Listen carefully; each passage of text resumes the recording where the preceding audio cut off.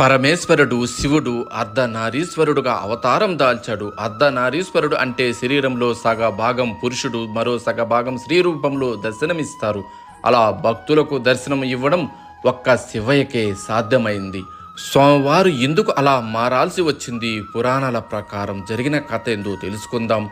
సాధారణంగా శివుడంటే ఉత్కష్టమైన పురుషత్వానికి ప్రతీక. కానీ ఆయనను అర్ధనారీశ్వరుడుగా చూసినప్పుడు ఆయనలో అర్ధభాగం ఒక సంపూర్ణమైన స్త్రీ రూపమే కదా. శివుడు పరమానంద పారవస్య స్థితిలో ఉండేవారు. ఆ స్థితిలో ఆయనను చూసి పార్వతీదేవి ఆయన పట్ల ఆకర్షితురాలయ్యింది. ఆయన ప్రేమను పొందేందుకు ఎంతో కష్టపడింది, ఎంతో సహాయం కోసం ఎదురు చూసింది. చివరకు వాళ్ళు పెళ్లి చేసుకున్నారు. పెళ్ళైన తర్వాత సహజంగానే శివుడు తన అనుభవాలన్నీ పార్వతీదేవితో పంచుకోవాలనుకున్నాడు. మీలో మీరు రమిస్తూ నిత్యం అనుభవించే ఈ ఆనంద